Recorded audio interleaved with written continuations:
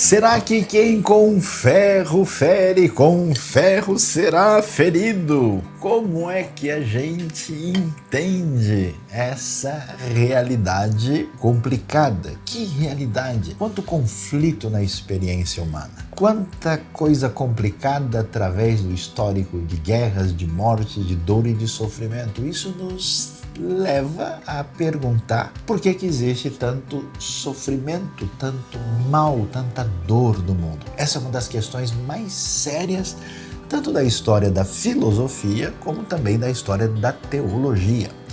E a grande verdade é que ninguém consegue ter uma resposta racional tão completa sobre a realidade do sofrimento e da maldade neste mundo, na experiência humana. Mas quando a gente reflete um pouquinho mais sobre esse tema, a partir da perspectiva bíblica, tem tanta coisa interessante que a gente consegue entender. Primeiro, a própria Bíblia vai dizer que há uma distinção muito grande entre maldade e sofrimento. De certa forma, todo mundo sofre pela nossa própria condição de criatura, de ser finito.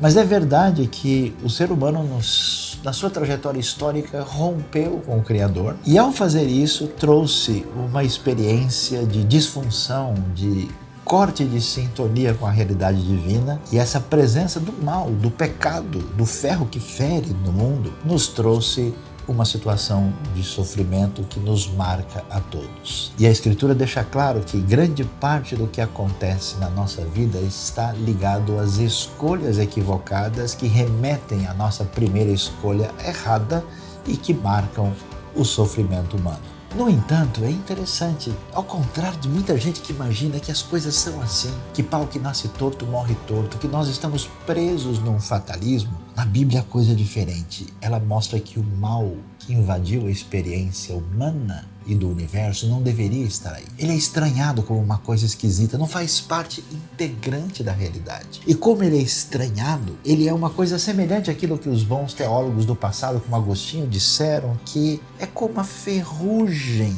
que consome o ferro.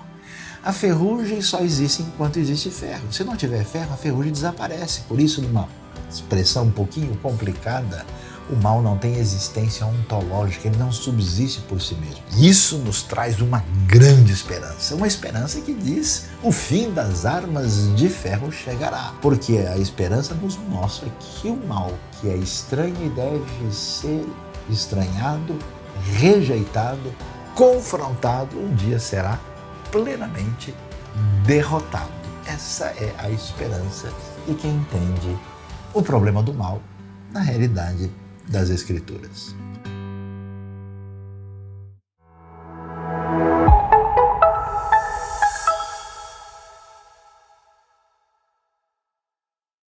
Bem-vindos a mais uma celebração especial da IBNU para você. Neste domingo nós teremos músicas, nós teremos nosso momento de intercessão, teremos também momentos de gratidão, teremos o momento da reflexão da mensagem que foi feita especialmente para você. Vamos estudar a Bíblia juntos. É por isso que eu quero convidar você a ficar até o fim e não só isso, compartilhar esse vídeo com todos os seus contatos, curtir o nosso canal e se inscrever se você ainda não é inscrito. Bom domingo para você!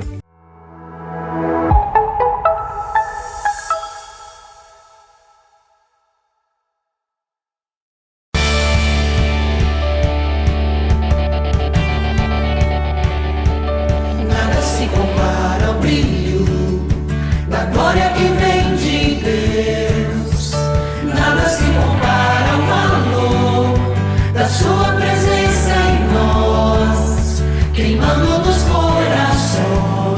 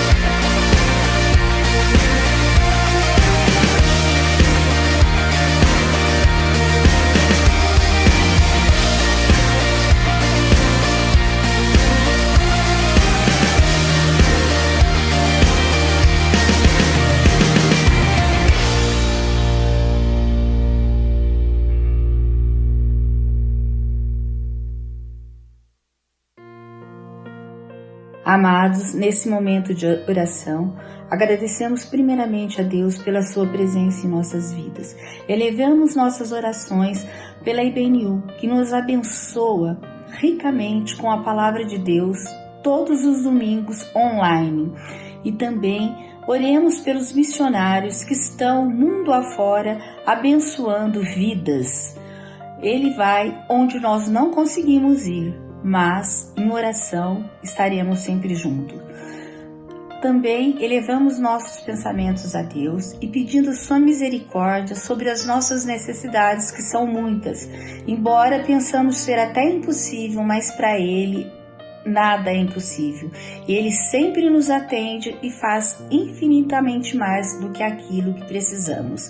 E nós agradecemos em nome do seu Filho amado Jesus. Amém.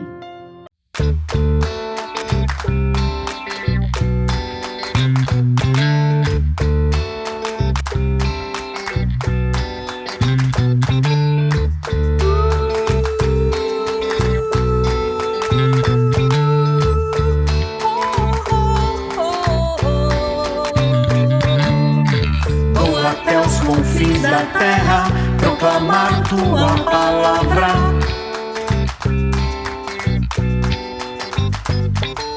Anunciar o amor de quem morreu e se entregou por mim.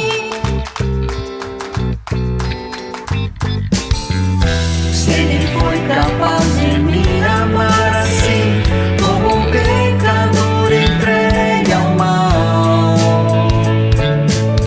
não poderia mais viver só para mim. Vou viver pra Cristo até o fim.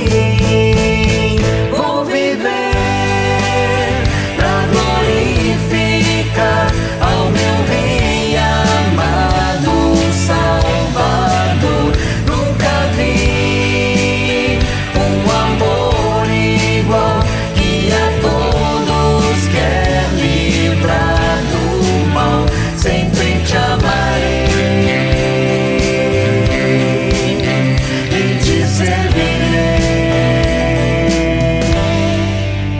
pra sempre.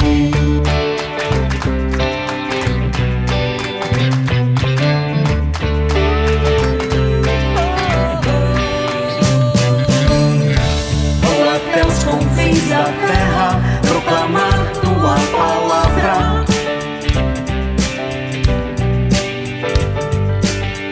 anunciar o amor de quem morreu e se entregou por mim, por ti.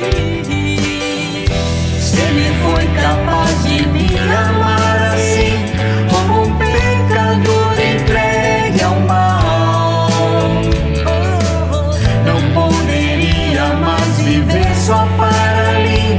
Vou viver pra Cristo até o fim. Vou viver pra glorificar ao meu Rei amado, Salvador. Nunca vi um amor igual, que a todos quer livrar do mal. Sempre te amarei e te servirei pra sempre.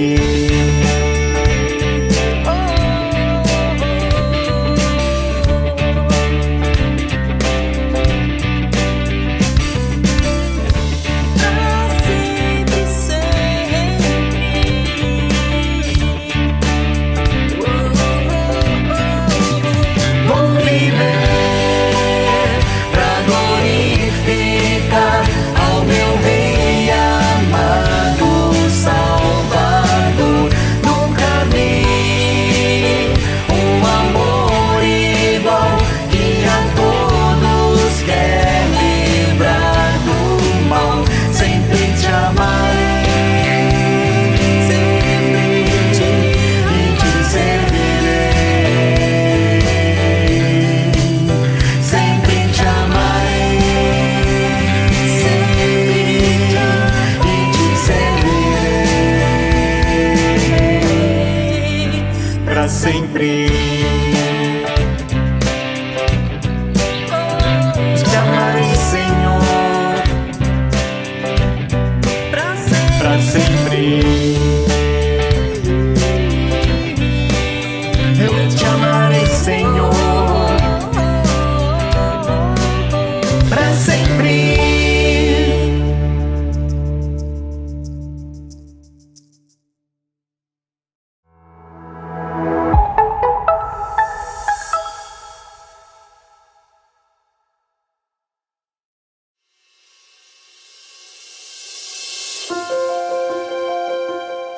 Puxa, você já parou para pensar e agradecer a Deus por alguma coisa que Ele fez na sua vida hoje?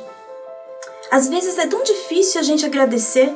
Na nossa vida a gente só pede, né? São tantos pedidos que a gente acaba esquecendo de agradecer. Então agora eu tenho uma ideia. Por exemplo, na minha casa, nós estipulamos um mês que durante todo o mês, todos os dias, nós agradecemos a Deus por alguma coisa. Podem ser coisas pequenas. Por exemplo, hoje Ele te deu um novo dia, te deu uma nova manhã. Então agradeça a Deus por isso. Ou de repente por um novo trabalho, ou de repente por uma nova experiência com a família. Pense nisso, agradeça a Deus. Isso vai ser muito gratificante para você. A IBNU tem participado ativamente de várias ações humanitárias e ações de evangelização, tanto aqui na cidade de São Paulo, como em vários outros lugares do mundo. E você tem acompanhado vários projetos que já foram apresentados aqui, projetos de apoio humanitário na cidade de São Paulo, em vários bairros carentes. Nós temos projetos de apoio humanitário no Nordeste, nós temos projetos de apoio humanitário na Amazônia, no meio dos índios, temos apoio a projetos internacionais aqui no Paraguai, na Europa, na Ásia. E é muito interessante ver como Deus tem nos dado a oportunidade de sermos um canal de bênção para a vida de tantas pessoas. E nesse momento em que nós reservamos aqui na nossa celebração para falar de dízimos e falar de ofertas, nós queremos relembrar que, como o apóstolo Paulo diz, Deus ama aquele que contribui, aquele que oferta com alegria, não por uma obrigação, não porque se sentiu coagido a fazer, mas porque entende primeiramente a graça que recebeu, entende que as bênçãos que ele tem vêm do Senhor e quer compartilhar essas bênçãos com outras pessoas. E a IBNU tem sido um canal de redistribuição dessas bênçãos, pessoas têm sido fiéis contribuintes aqui da IBNU para o sustento desse trabalho e nós convidamos você também a fazer parte disso. Então, que nesse momento você coloque tudo o que você tem, tudo o que você sabe fazer, todas as suas capacidades, seu entendimento, os seus recursos nas mãos do Senhor e pedindo ao Espírito Santo orientação sobre a sua vida em como melhor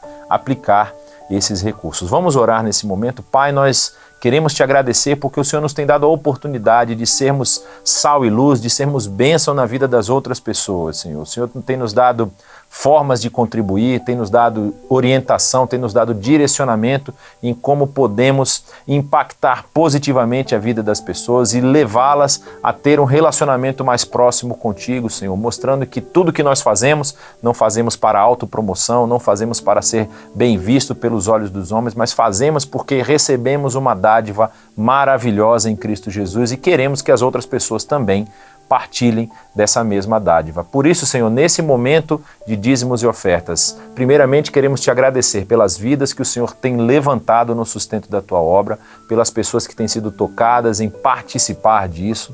E queremos te pedir por aquelas pessoas que estão passando por situação de necessidade e de dificuldade financeira, que fazem parte da nossa comunidade ou que têm nos acompanhado aqui, que o Senhor também possa abrir portas, ó Pai, e relembrar que o Senhor é dono da prata e do ouro e que elas precisam sempre ser gratas a Ti por tudo que recebem.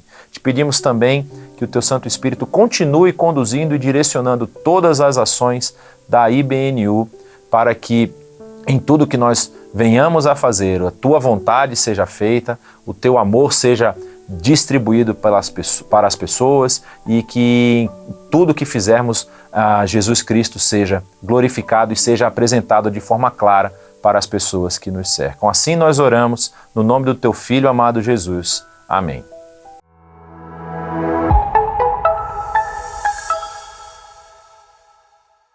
Com muita satisfação, neste momento de celebração, vamos agora falar sobre a palavra de Deus, a mensagem que vem das Escrituras, da Bíblia, referência para a nossa vida. E hoje o nosso tema será contra a ditadura, a promessa perdura. E eu chamaria agora a sua atenção para ver o que nós lemos em Daniel capítulo 3, o famoso livro do profeta Daniel, que fala sobre visões apocalípticas e o desfecho da história. Daniel 3, a partir do verso 13, diz o seguinte: Furioso, Nabucodonosor mandou chamar Sadraque, Mesaque e Abednego. E assim que eles foram conduzidos à presença do rei, Nabucodonosor lhes disse: é verdade, Sadraque, Mesaque e Abednego, que vocês não prestam culto aos meus deuses nem adoram a imagem de ouro que mandei erguer? Pois agora, quando vocês ouvirem o som da trombeta, do pífaro, da cítara, da harpa, do saltério, da flauta dupla e de toda espécie de música, se vocês se dispuserem a prostrar-se em terra e adorar a imagem que eu fiz, será melhor para vocês. Mas se não a adorarem, serão imediatamente atirados numa fornalha em chamas, e que Deus poderá livrá-los das minhas mãos. Sadraque, Mesaque e Abednego responderam ao rei: ó Nabucodonosor, não precisamos defender-nos diante de ti.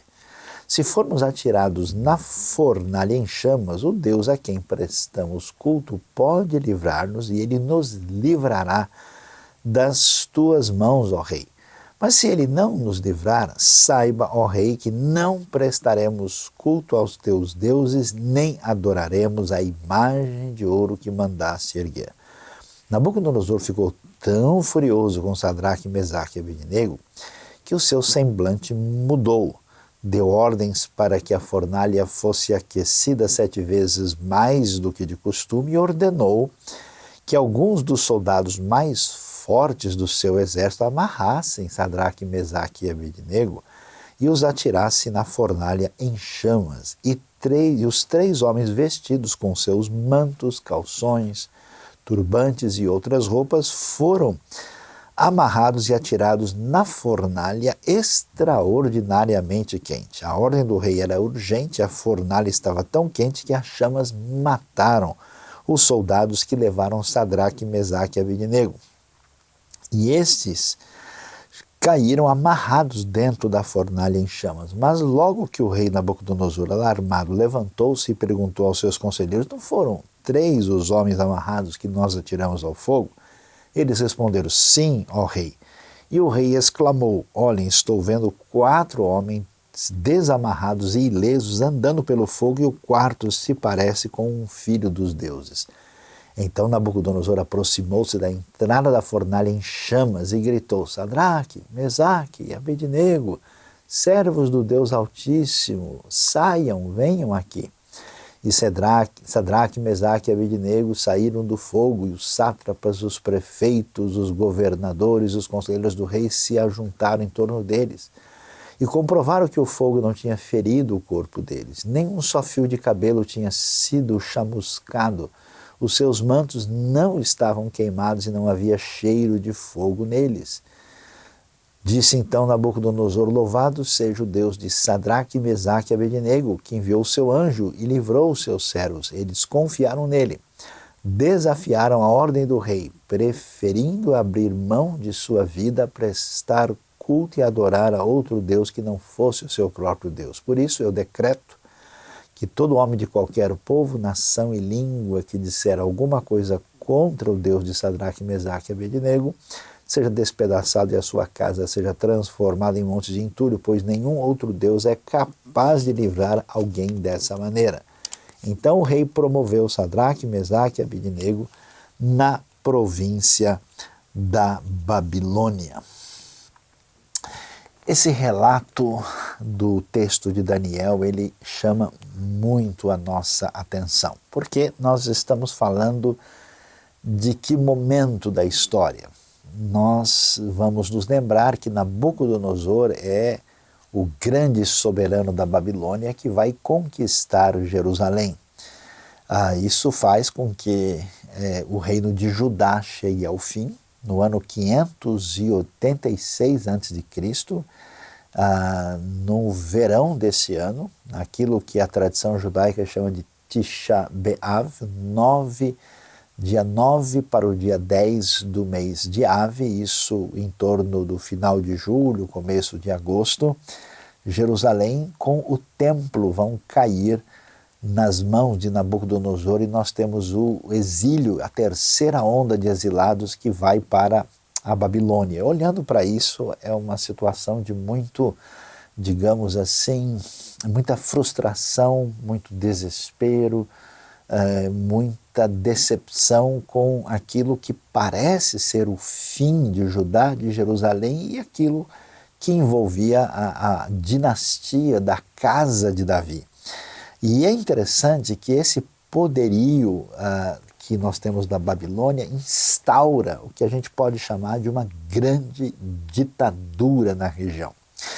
Ditadura no sentido em que as pessoas não têm seus direitos garantidos. A gente ouve falar de ditadura nos tempos recentes, e algumas delas de fato são apavorantes e assustadoras e terríveis, e sem qualquer respeito pelos mínimos direitos humanos, mas muito possivelmente a gente não faz ideia do que era o poder absoluto em algumas dessas monarquias do mundo antigo. É absolutamente impressionante o nível de crueldade, a concentração de poder e a malignidade de muitos desses soberanos que se mostraram como loucos, inebriados de poder, tanto babilônios como também os próprios romanos e outros do mundo antigo, de fato, parece incompreensível para quem tem um mínimo de bom senso ver o que acontecia nessa época. E olhando para a realidade que vemos aqui, que tipo de procedimento existe nessa situação de domínio perverso? Primeiro, que a gente pode observar, o Nabucodonosor apresenta o seu domínio que ele entende ser global. Observe, por exemplo, quando a gente lê o versículo 4 do próprio capítulo 3, ele dá a ordem que deve ser enviada aos homens de todas as nações, povos e línguas. Uma frase que vai se repetir aí no final, no versículo 29, quando Nabucodonosor acaba vendo o seu plano de adoração de si mesmo bastante frustrado. Mas o que a gente vai ver é que aquela ideia de que Deus, com a sua bênção, com o seu domínio, o seu reino, haveria de atingir todas as nações, ela é meio que contrabandeada. Ela é levada de uma maneira assim subversiva pelos poderosos do mundo antigo que, saindo da condição de uma comunidade tribal, se tornavam mais fortes e iam conquistando a sua volta. Isso a gente vê desde o antigo Império Acadiano, o Império Egípcio, com esse desejo de ser superpotência que domina todos e os domina com crueldade. E é interessante que a proposta é de um domínio global. Nesse sentido, a ditadura é uma ameaça que perdura quando um ser humano, um líder, estabelece uma proposta de conquista que se espalha por toda parte e pretende ser universal. E é curioso como é que a Bíblia mostra isso, porque o povo da fé, aquilo que Deus revela ao povo de Israel, que vai carregar essa proposta de liberdade dedicada ao único que é soberano de verdade, ele está sempre nesse contraponto, está sempre assim nesse enfrentamento dessa ditadura, que é uma proposta que perdura e ameaça toda a realidade global. E a gente observa isso. E esse domínio ele é interessante, ele necessariamente... Toda proposta de ditadura, de domínio perverso, ela precisa contar com a questão religiosa como um aspecto fundamental a ser discutido. Não é interessante que o rei da Babilônia, em vez dele simplesmente mandar um decreto dizendo, olha, todo mundo deve fazer o que nós ordenarmos, não, ele estabelece uma realidade cultica. Ele manda fazer uma estátua gigantesca de 27 metros de altura, com 2,70 de largura, e obriga todos a adorarem. Nesse sentido, a ditadura não exige simplesmente uma obediência. Ela não considera apenas uma situação em que as pessoas devem fazer o que lhes for ordenado. Não, a exigência é uma exigência por completo. Quer dizer, você precisa entregar sua alma, precisa entregar o seu coração, precisa entregar os seus sentimentos, você precisa entregar aquilo que há de mais importante, que é a sua relação com o sagrado. Por isso, a exigência ela é impressionante. Aliás, isso não é só na história da Babilônia. A gente vai ver que essa realidade, por exemplo, você via no próprio Império Romano, já na época de Jesus mesmo, no primeiro século, quando você tem imperadores loucos que exigiam o culto ao imperador e quem desobedecesse estaria numa situação de ameaça. Esse é o drama que o povo judeu enfrenta na história com esses impérios por causa da sua proposta de um Deus único, invisível, incontrolável e que impedia esse tipo de subserviência completa. E é interessante a gente observar, e aqui fica claro para a gente que esse elemento não é um elemento que chega com espaço para conversa. Não é um elemento que aparece assim para dizer, olha, pessoal, é o seguinte, vocês têm que entender que isso aqui é a melhor opção. Não. A ideia é ou você faz ou você morre queimado. A crueldade é impressionante. Quase todos os conflitos mortais da história humana, com genocídios, com milhares e milhões de pessoas mortas, por trás deles a gente sempre tem uma ditadura completa que tem inclusive essa referência, essa base espiritual.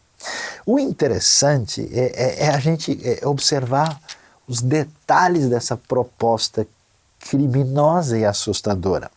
Quando a gente lê o comecinho de Daniel, a gente vai ver que no verso 6 diz que dos jovens que foram levados de Judá para a Babilônia estavam Daniel, Ananias, Misael e Azarias. O chefe dos oficiais deu-lhes novos nomes. A Daniel, o nome foi Beltesazar, Ananias, Sadraque, a Misael, Mesaque, Azarias, Abednego. Esses nomes têm a ver com a cultura babilônica, até mesmo com a religiosidade e o mundo místico e mágico babilônico, porque para que haja verdadeira ditadura, a gente precisa engolir a cultura, a literatura, tudo para colocar a sua força dominante sobre o povo conquistado. Por isso é curioso que a gente tem esse projeto, né, de destruição de tudo para que no final das contas tudo se torne babilônico. Então observe, né, a força da opressão. Observe como essa atitude subversiva em relação ao Deus único, poderoso e verdadeiro, ela se apresenta com a sua face mais cruel. E atenção, essa realidade ela é permanente na história. A defesa da dignidade humana, a defesa da liberdade que acompanha a verdadeira espiritualidade, a defesa dos direitos das pessoas, a defesa de uma sociedade saudável e a defesa de uma relação adequada entre as pessoas, aquilo que, pelo menos em teoria, é ansiado pelas democracias, no fundo tem essa discussão bastante detalhada que você encontra nas Escrituras. E aí é curioso, o que é que a gente faz? Como é que a gente lida com isso? Qual que é a atitude?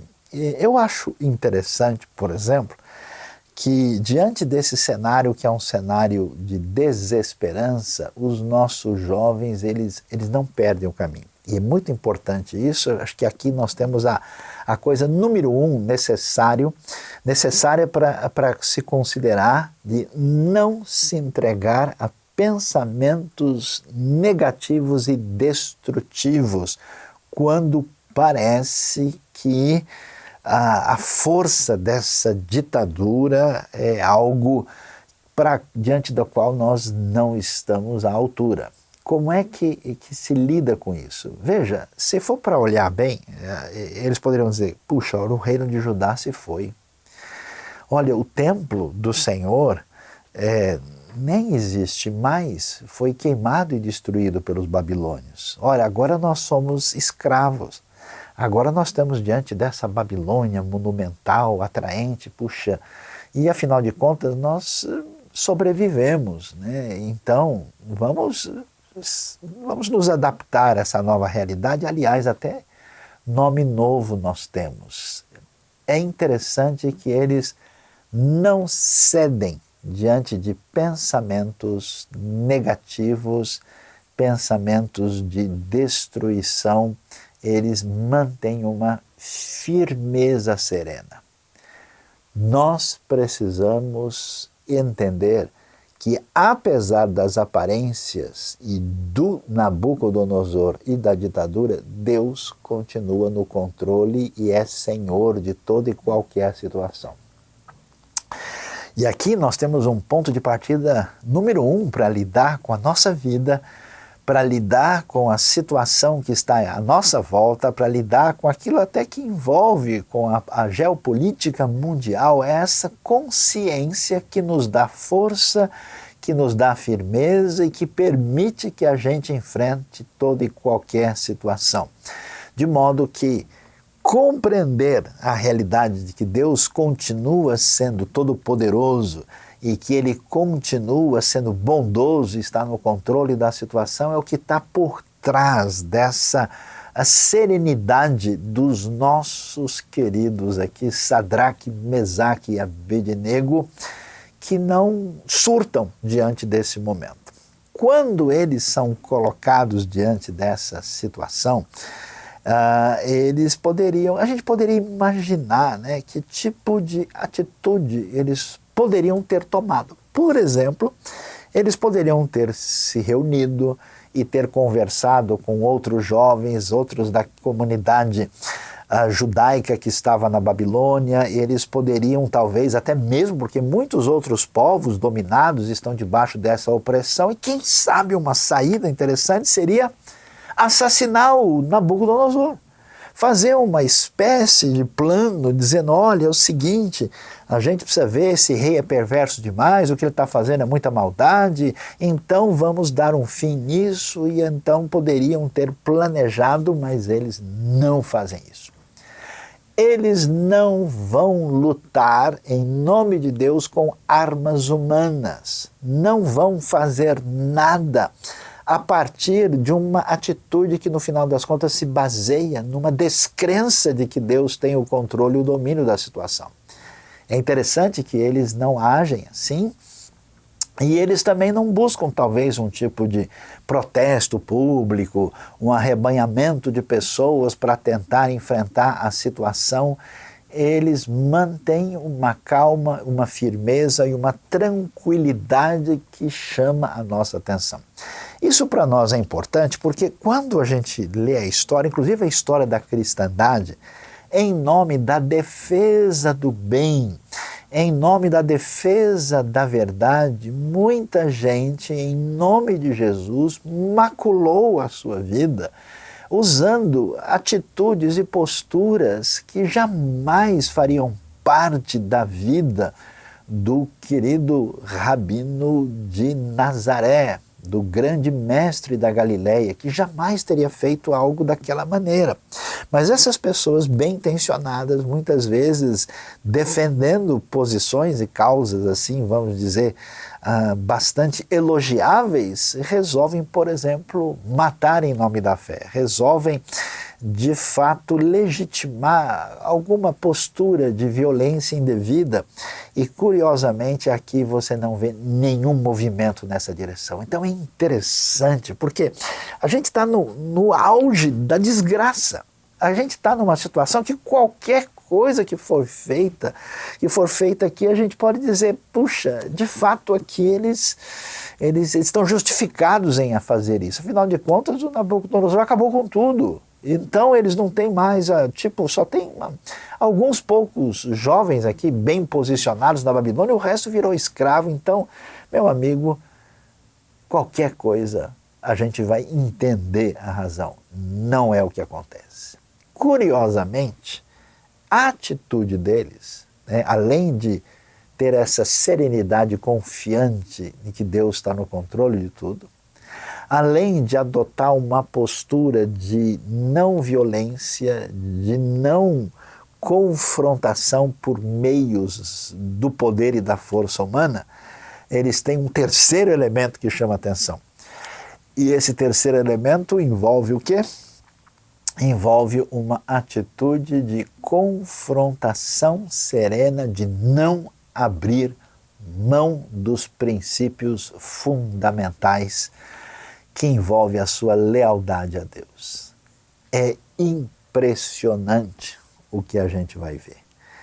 Sadraque, Mesaque e Abednego enfrentam Nabucodonosor, enfrentam a ordem real, enfrentam todos à sua volta e não abrem mão do seu testemunho de fé.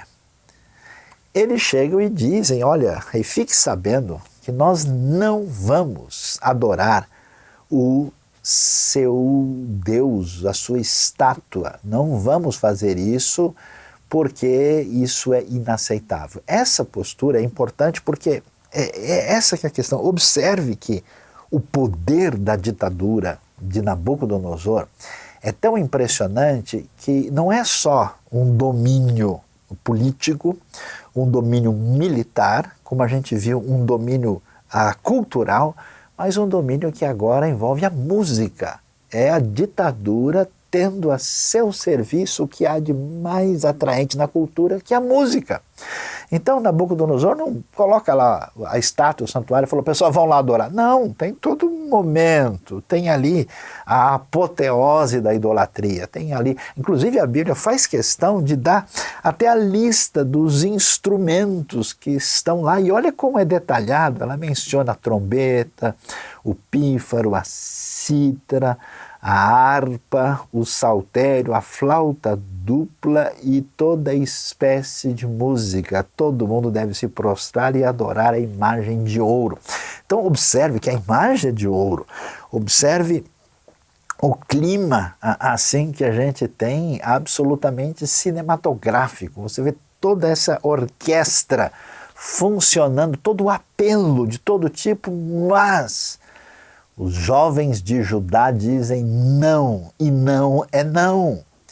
E é tão importante isso, por quê? Porque a sedução da aliança com o poder, a sedução daquilo que você pode receber, imagine se esses jovens se entregam, que tipo de futuro poderiam ter na Babilônia, e até olhando para a realidade, sendo práticos, podemos dizer, já que tudo se foi e a gente sobrou aqui e agora nós temos até novos nomes. Bom, Deus vai entender a necessidade, e isso aqui a gente pode fazer só pro forma, só, digamos assim, né, da boca para fora, mas no fundo a gente continua acreditando como a gente quer e a gente faz o teatro aqui, participa desse circo quase que hollywoodiano e agrada o rei, e depois a gente dá um jeito. Não funciona assim.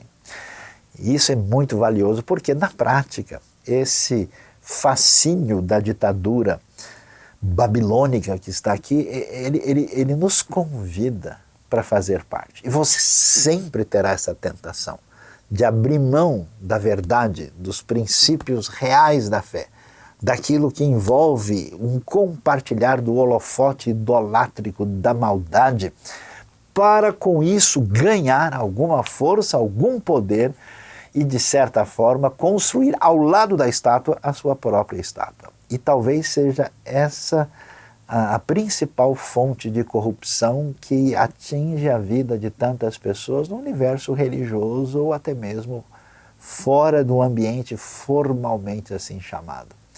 É interessante. O que Deus espera daqueles que mantêm a sua relação de aliança com eles, que eles não partam para a violência, que eles não se desesperem, não se entreguem a sentimentos negativos, mas que eles não abram mão de jeito nenhum da sua fidelidade. E é interessante isso, é muito especial ver, e eu fico impressionado, né, com a postura deles. Eles dizem, ó, Nabucodonosor, não precisamos defender-nos diante de ti. Só diz isso quem confia no Deus único e verdadeiro. E eles dizem, nós não prestaremos culto aos teus deuses, nem adoraremos a imagem de ouro que mandaste erguer. Nabucodonosor fica furioso diante dessa situação. Agora, é interessante, a pergunta que agora vem para nós é: por que a fidelidade? Por que tanta gente se afirma do lado de Deus? Por que tantas pessoas estão em ambientes religiosos, evangélicos ou não, sugerindo uma relação de proximidade para com Deus?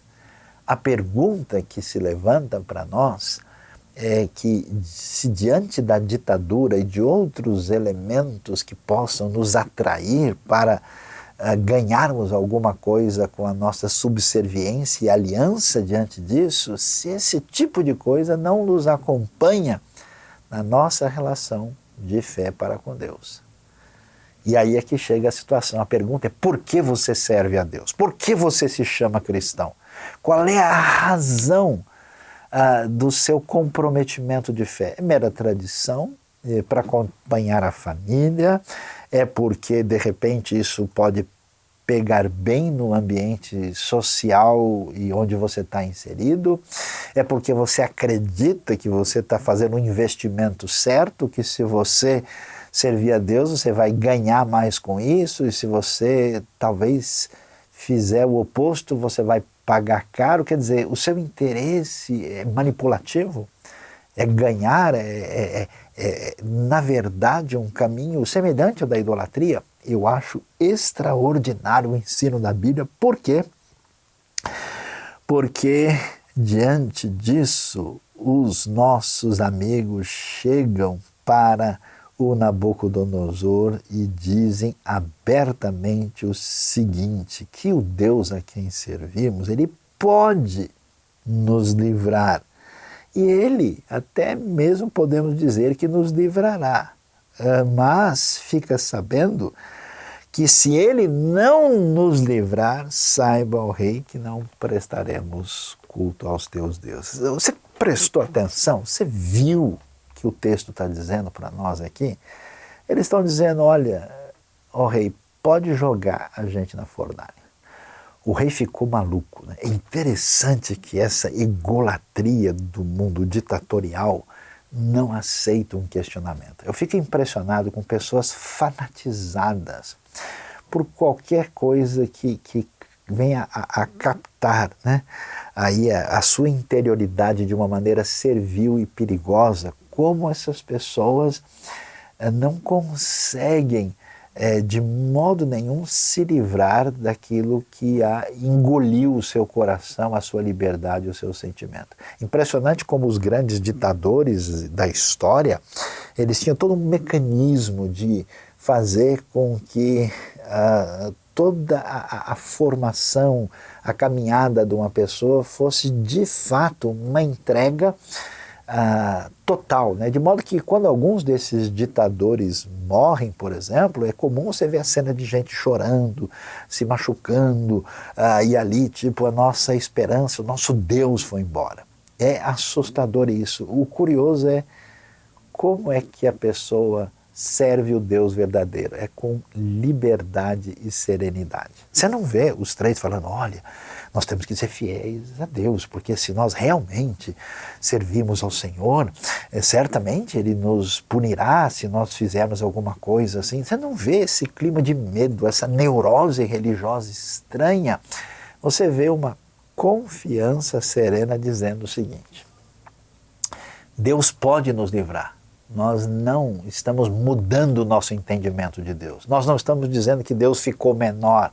Nós não estamos transformando ele num ídolo babilônico. A gente sabe quem é Deus e não temos nenhuma dúvida disso. Mas ele pode certamente não nos livrar e isso não muda nada. Não estamos servindo a Deus para ganhar alguma coisa. Eu fico fascinado com isso. São jovens, escravos na Babilônia, diante de toda a glória, do ouro, do poder do homem mais forte do mundo, e eles não balançam na sua segurança diante de Deus. E sabe como isso é possível? Deus não nos chama para olharmos milagres mirabolantes ou termos uma compreensão superior aos demais. Deus nos convida a confiar nele. Deus convida a gente a ser como uma criança que pega na mão do pai, que vai atravessar um corredor escuro e a gente não consegue ver nada e não sabe por onde vai passar. E Deus diz para a gente o seguinte: eu amo você e eu sei o que eu estou fazendo, você confia em mim. E a gente não enxerga nada. A gente vai adiante. Por mais que aquela situação de instabilidade evoque toda a nossa fragilidade e limitação, a gente sabe que Deus é bom, que o seu poder é incomparável, que a sua misericórdia dura para sempre. Por isso esses jovens dizem: olha, se Deus não nos livrar, certamente Ele tem coisa melhor. Você está assustado com a sua vida? Você está bagunçado e fragilizado? Lembre-se de que Deus é bom e poderoso e Ele manda essa mensagem para o seu coração no dia de hoje. E é interessante, nesse momento que a gente tem certeza que a ditadura venceu, que não tem o que fazer, o que restou de Judá, o pouco do nada vai morrer queimado.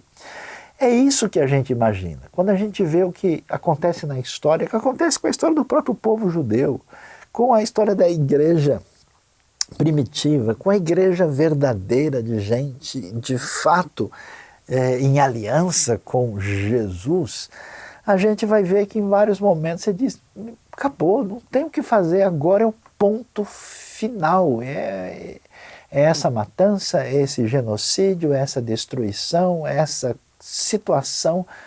E eu tenho visto muita gente pensando: nossa, parece que povo de Deus de verdade a gente não está vendo mais. Calma aí, meu amigo, você não viu nada, você não sabe que Deus é esse. E aí, quando a gente menos espera, quando Nabucodonosor está no auge da sua fúria, o verso 3 diz: furioso, Nabucodonosor mandou chamar e ele manda esquentar. Verso 19 de novo: ficou tão furioso que ele aqueceu a fornalha 7 vezes mais e ele manda jogar o pessoal que vai jogar eles na fornalha, acaba eles mesmos não aguentando e morrendo ali. E de repente na fornalha o que a gente vê? Os 3, que nesse momento, nem sempre aconteceu isso na história da fé, às vezes pessoas de fato morreram martirizados, morreram injustamente assassinados. Alguns foram libertados milagrosamente, outros, né? Em Atos 12 você vê isso, né? Tiago morrer ao fio da espada por Herodes e Pedro ser libertado milagrosamente da prisão. E aqui os 3 passeiam no meio do fogo, com um lado irônico de Deus dizendo: Nabucodonosor, o rei das nações, você acha que você tem algum poder? Ô ditador maluco, você acha que tem algum controle e domínio real? Nada disso faz sentido, é puro devaneio, é pura loucura. E aí surge, né, essa figura interessante, o 4º homem da fornalha, que parece nitidamente ser mesmo o que a gente chama, né, de uma teofania. Alguns até, fazendo uma leitura neotestamentária, dizem, quem sabe é uma cristofania, né, é uma presença cristológica antes, e pelo menos fica claro que esse elemento angelical que é chamado por Nabucodonosor como filho dos deuses é a manifestação clara de Deus com o seu poder. E aí é interessante. E aí a gente precisa entender o próximo aspecto tão valioso do nosso aprendizado aqui, o domínio do reino de Deus é questão de tempo. A gente fica assustado às vezes, né? Dizendo, puxa, olha como a coisa está ruim, puxa, aqui tem guerra, olha, aqui tem fome, não, aqui tem situação inaceitável, aqui tem apostasia, aqui tem problemas sérios, e como vai ser isso? Muita gente às vezes em desespero, e há pessoas que são, vamos dizer, catalisadores desse medo e desespero e até exploram essa situação de maneira indevida. Na Bíblia a gente diz totalmente diferente a proposta do momento mais difícil. Em Daniel, em Apocalipse, é que o reino de Deus vai triunfar, é questão de tempo. E nessa hora, quando Nabucodonosor está no auge da sua fúria e da, assim, vamos dizer, afirmação da sua ditadura, a promessa de Deus perdura. De modo que os jovens vão ser libertos. O texto fica silencioso, não fala o que acontece com o quarto, né, que parece não sair de dentro da fornalha, essa presença divina no meio do fogo mais quente. E aí Nabucodonosor é humilhado diante da sua pretensa proposta de poder absoluto, e agora ele pede que eles saiam de lá. Eles saem e eles não foram nem um pouco atingidos pelo poder do fogo milagrosamente. E olha só, isso que vai acontecer com todo ditador e suposto dono do poder. Então disse Nabucodonosor, louvado seja o Deus de Sadraque, Mesaque e Abednego, que enviou o seu anjo e livrou os seus servos. Eles confiaram nele, desafiaram a ordem do rei e preferiram abrir mão da sua própria vida, e aí surge um decreto, né? A ironia divina. Quer dizer, olha só, o próprio povo de Judá tinha se esquecido da aliança com Deus, tinha se iludido e tinha ido atrás dos deuses das nações. Então perderam o seu papel, vamos dizer, sacerdotal e missionário diante do mundo que não conhecia o Deus único. Fazendo isso, Deus, com coerência e com justiça, os entregou às nações. Por isso foram parar na Babilônia. E a gente vê isso e diz, puxa, tudo deu errado. A promessa não perdura? Ah, sim, perdura, e perdura contra toda a ditadura do nosso coração cruel que desobedece a Deus, que é a raiz de toda a ditadura que se apresenta nesse mundo. A ditadura maior começa menor no nosso coração, quando todo mundo quer ser rei, todo mundo quer ser Deus e ninguém baixa a cabeça diante do Todo-Poderoso. Pois é, esse caminho chega no momento onde temos aparentemente o fracasso total, e aí você vai ver o quê? Olha a ironia sagrada no texto. O grande rei pagão, ditador, gentil, babilônico, vai declarar que o Deus de Sadraque, Mesaque e Abednego é Deus verdadeiro e todo mundo deve se prostrar diante dele. Por isso você fique sabendo que apesar de tudo que a gente vê nesse mundo, das pessoas que manipulam perversamente o poder, daqueles que prostituem o poder com uma exploração até mesmo da fé das pessoas, daqueles que se voltam contra o Deus único verdadeiro e afrontando os seus princípios e diretrizes, que mais cedo ou mais tarde esses vão baixar a cabeça, vão dobrar os joelhos e reconhecer a verdade e o poder do Deus Salvador, do Deus que se revela nas Escrituras. Por isso, o povo de Deus tem que estar muito bem direcionado. Preste atenção. Todo veneno que atinge a nossa vida e que nos convida a lutar contra o mal numa espécie de aliança com o próprio mal, usando as armas que eles usam, não faz parte dessa luta. Você já reparou como é que Jesus e os discípulos enfrentaram o momento mais cruel que levou à morte de Jesus, que parecia ser uma vitória romana e uma vitória de quem exercia o poder com crueldade e violência? Você já reparou como é que a igreja primitiva foi esmagada pela força do mal. Você já reparou como a igreja só perdeu muito da sua consistência e genuinidade exatamente quando ela começou a imitar o comportamento babilônico, o comportamento romano, quando no final das contas ela tenta afastar Deus do trono e ter um pouco de síndrome de Nabucodonosor, sonhando com estátua, ouro e poder. Não é o nosso lugar. Hoje é dia de entender que a promessa perdura contra toda ditadura, contra o ditador que mora dentro de você, contra o ditador que ameaça dominar nossa comunidade, contra o ditador que tenta dominar a política mundial, contra o ditador que tenta ser rei, aliado com o mal, contra o Deus soberano, que esse sim tem domínio total. Então, meu convite a você hoje é um convite, primeiro, de serenidade, em sintonia com os jovens da fornalha. Um convite de fé, de saber que Deus continua com o seu poder e absoluta tranquilidade no domínio da história, do mundo, da igreja e da nossa vida. Um convite a reanimar o coração, porque todo Nabucodonosor, mais cedo ou mais tarde, vai ficar boquiaberto com o quarto homem na fornalha.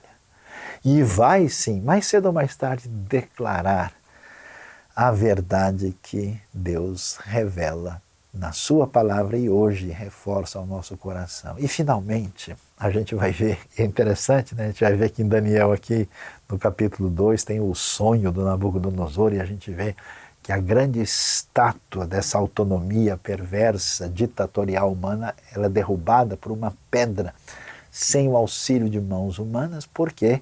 Porque o reino de Deus, sim, ele será vencedor e ele dominará o mundo todo de uma maneira absolutamente extraordinária. É tão interessante a gente ver que no capítulo 2, verso 44, o texto diz que o Deus dos céus, na época desses reis, estabelecerá um reino que jamais será destruído, que nunca será dominado por nenhum outro, destruirá todos os reinos daqueles reis e os exterminarás, e esse reino durará para sempre. Por isso a minha pergunta para você é, se você não quer se ajoelhar diante da estátua de Nabucodonosor, a pergunta é se você está ajoelhado diante do Rei dos Reis. E se você está ajoelhado diante dos reis, do Rei dos Reis, né, daquele que é o soberano completo, a pergunta é qual é o seu compromisso com esse reino? Qual é o seu compromisso com essa mensagem, com essa palavra, com esse evangelho que é destinado a todas as nações? Como a gente sabe, né, que o reino vai vencer, aquilo que era assim o grande triunfo poderoso da Babilônia se reverte num testemunho daqueles jovens, um testemunho missionário do Deus único, falando a verdade com fidelidade, retidão e dedicação. Esse mesmo compromisso hoje é colocado ao seu coração. Porque não adianta nada você simplesmente ouvir uma mensagem, achar legal, se a sua vida hoje não for dedicada por meio do seu tempo, do seu coração, dos seus dons, das suas capacidades, dos seus recursos e dos seus próprios talentos, dedicados ao Rei dos Reis, na proclamação do Evangelho do Reino de Deus. Deus abençoe a nossa vida, Deus abençoe o nosso coração e nos ajude a caminhar nessa sintonia do Reino de Deus poderoso que destruirá todo o mal e ele reinará para todo sempre. Amém e amém.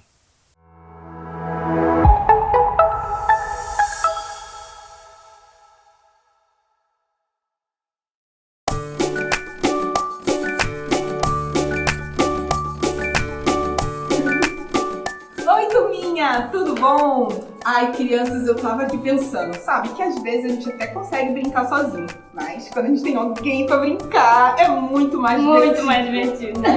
Essa daqui é a Tia Lu, e ela é minha super amiga, e sabe, a gente estava aqui um pouco brincando na piscina de bolinhas e conversando. E a gente estava vendo que tem várias coisas iguais que a gente gosta de fazer, né? Muitas coisas. Eu adoro ir pra praia. Ai, eu gosto muito de ir pra praia, demais. E tomar sorvete na praia. Fica ainda mais gostoso. Muito bom, é muito bom. Ai, eu gosto. Sabe outra coisa que a tia Luz gosta? De contar história. E eu adoro uma história muito Ai, eu aprendo muito com essas histórias. Eu assisto todo domingo. Ai, é muito divertido, né? Uhum. Eu também gosto muito de contar histórias, sabe, Lu? Principalmente quando as histórias são da Bíblia. Porque a Bíblia tem cada história legal pra nos ensinar, né? Um monte de coisa legal que a gente aprende e nos ensina a viver melhor, viver até mais feliz. Com certeza. Aquece nosso coração e nos ajuda a decidir tudo que a gente quer fazer a cada dia. E aí, sabe, crianças, a gente tem então uma novidade pra vocês. Eu conto, você conta.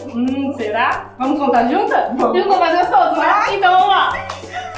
A gente vai contar a história juntas! Isso é muito bom. Às vezes eu vou contar, às vezes a Lu vai contar. E aí a gente vai conseguir compartilhar e contar pra vocês um monte de história legal da Bíblia. Então. E vai ser muito legal, crianças. É isso aí. Juntinhas, unidas e contando a história da Bíblia. Vai ser muito bom. Vem com a gente! Vamos! Ah! Bom dia, turminha, tudo bem? Eu sou a tia Lu e hoje eu tô aqui com a minha companheirona que tá de férias e vai me ajudar a contar uma história. Vocês gostam de história? Você gosta de história? Gosta, né? Então a gente vai contar uma história que aconteceu de verdade, que tá aqui, ó, na nossa Bíblia. Uma história sobre Jesus e Pedro e sobre confiança. Você confia na mamãe, Dodó? Confia? Também, eu confio em você. Mas tem alguém que a gente pode confiar muito mais do que mamãe, muito mais do que papai. Você sabe quem é? Jesus, isso mesmo, Jesus. A gente pode confiar em Jesus acima de qualquer coisa, em qualquer situação, que Ele sempre vai nos ajudar. Então eu vou te contar a história. Vamos lá? Então a história começa num dia que Jesus foi lá pro alto do monte orar.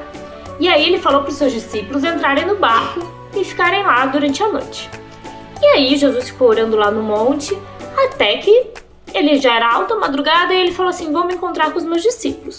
Quando ele foi chegando perto, o barco já estava distante, o vento já tinha levado o barco bem para longe. E então sabe o que Jesus fez, Dodó? Você sabe? Não, né? Então vou contar para vocês. Jesus foi andando até o barco. Mas a gente consegue andar em cima da água? Você consegue andar em cima da água? Eu também não consigo. Mas Jesus conseguiu. Ele andou no mar, em cima do mar, e foi andando até o barco. Quando os discípulos viram aquilo, eles achavam que era um fantasma. Imagina isso, ver alguém andando em cima do mar. Era um fantasma. E eles começaram a gritar, socorro, fantasma, socorro, socorro, socorro. E Jesus falou assim, parem, coragem, sou eu. E então Pedro olhou assim assustado, né? Pedro era cheio de dúvida, ele olhou assim, se és tu mesmo, Senhor, faça com que eu vá andando sobre as águas até o Senhor. E aí sabe o que Jesus falou? Venha, Pedro. Então Pedro desceu do barco, pisou na água e foi andando, Dodó, até Jesus. Mas quando ele estava andando ali, quando ele estava assim, né, abismado, como assim, eu tô andando sobre as águas? Ele começou a prestar atenção no mar, no vento, e aí ele começou a duvidar. E aí quando ele começou a duvidar, sabe o que começou a acontecer? Ele começou a afundar. E aí ele começou a ficar nervoso porque ele estava afundando e começou a gritar, Senhor, Senhor, me ajude! E ele gritando, e Jesus só estendeu a mão, segurou Pedro e falou, homem de pouca fé, por que duvidastes? Então, Jesus salvou Pedro novamente, né? E mostrou para ele que ele não precisava duvidar de Jesus, que ele era o Filho de Deus, que se Jesus falou para ele, vem, você pode vir até mim, ele era só confiar e ir, que Jesus estava lá com ele. E aí, quando ele voltou pro barco, os discípulos estavam lá, né? Todos abismados, falaram assim, com certeza você é o Filho de Deus, o Senhor é o Filho de Deus. E louvaram Jesus a noite toda, até eles irem para outra cidade.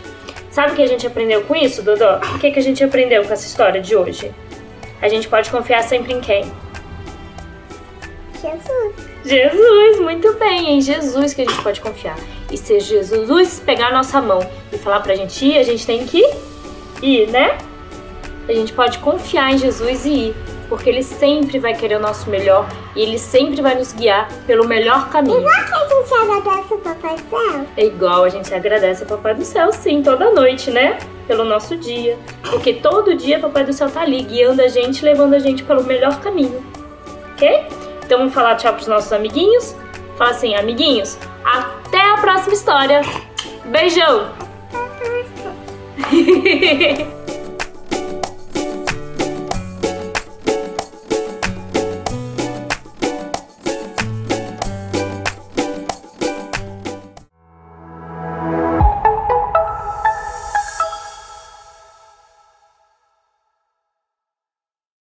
Você tem acompanhado o nosso ensino? Os podcasts da Bíblia estão demais. Então, Romanos às quartas, às 19 horas e Ruth e Esther aos sábados, às 19 horas. Vem estudar com a gente, estudar a Bíblia, se aprofundar no conhecimento, mas de uma maneira muito descontraída, numa conversa muito gostosa. Vem acompanhar. Então, vamos lá? Vamos estudar?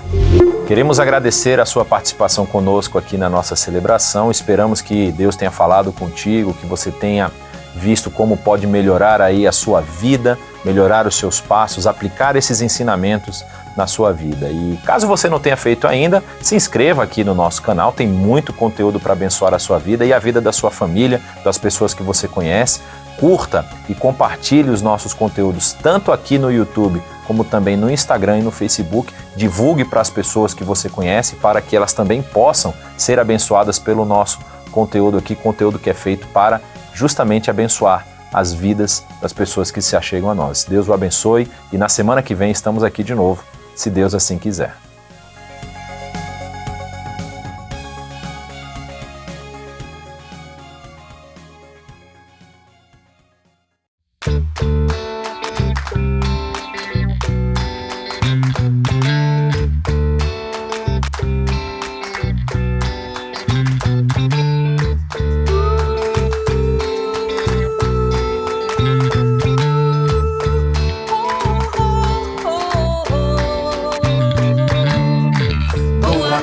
Confins da terra, proclamar tua palavra.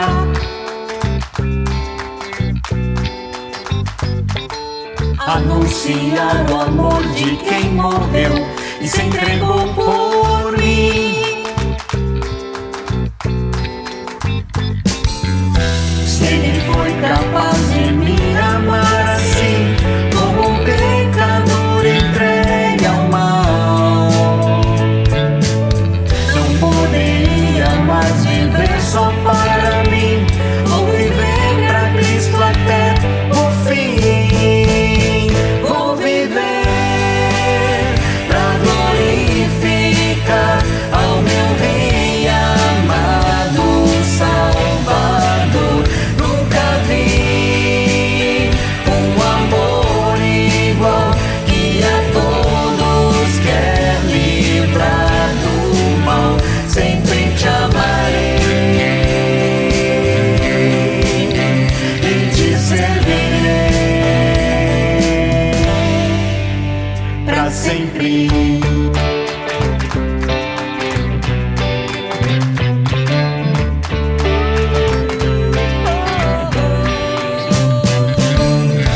Vou até os confins da terra, proclamar tua palavra. Anunciar o amor de quem morreu e se entregou por mim, por ti. Se ele foi capaz de me amar assim, como um pecador entregue ao mal, não poderia mais viver só para mim. Vou viver pra Cristo até o fim. Vou viver pra glorificar